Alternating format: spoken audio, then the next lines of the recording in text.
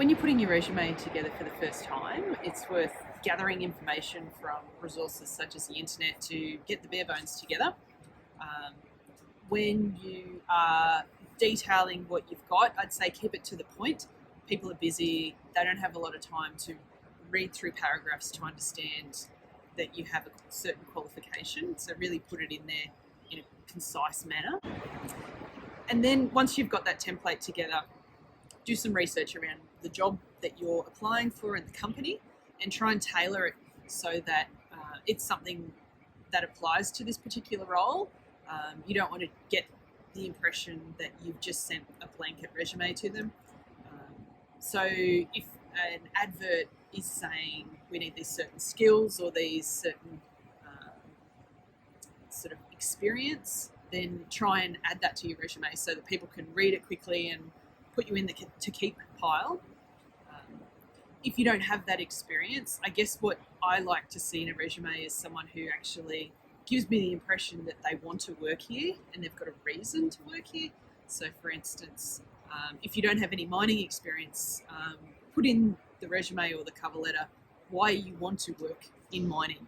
So, something that's a bit more tailored to what the person is looking for because they want something that tells them you want to be here and you want this job.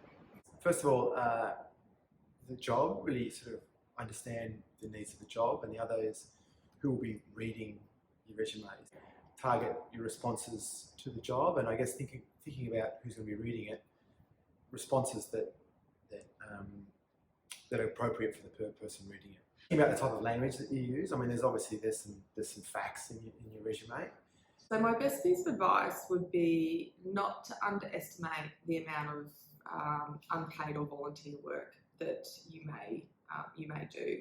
So for a lot of us, it's not just the work that we get paid for and we show up for, but it's also all those other activities around managing a household, managing extracurricular activities that the kids do, studies, sport. We might be on P&C committees, we might be on sporting team committees, we might be coaches, we might be the grant writer for whatever organisation that your family is involved in. So if there are periods where there might be unpaid leave on your resume, actually capture those activities that you do and include those on your resumes for the period that there might be a gap in some of your work. If you're working already and you do those activities, list them on your resume still. It shows that you're engaged with the community that you live in, which for me personally I think is a really positive thing. And if I was looking at two resumes and one was a resume of someone who was engaged in the community and showed me that, then I would put that person ahead of perhaps someone who had similar skills and experience but didn't show me that. For me, I think the key part is about trying to understand the role.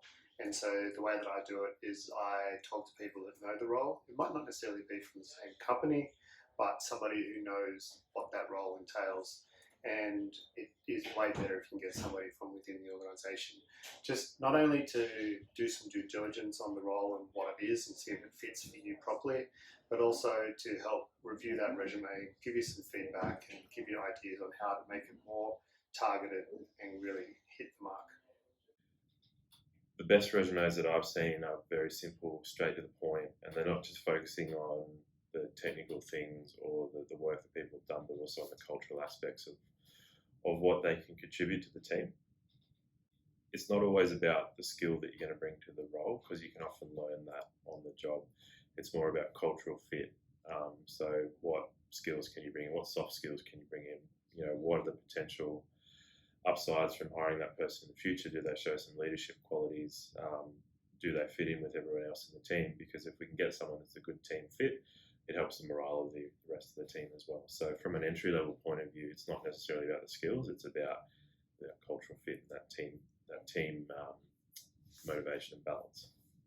In some of the resumes that I read, people talk about not only what they do at work, but what they do outside of work, and it really gives the person who's hiring them a bit of an indication into their life and what they like to do, and it helps the person who's interviewing or the person who's hiring relate to them on a more personal level.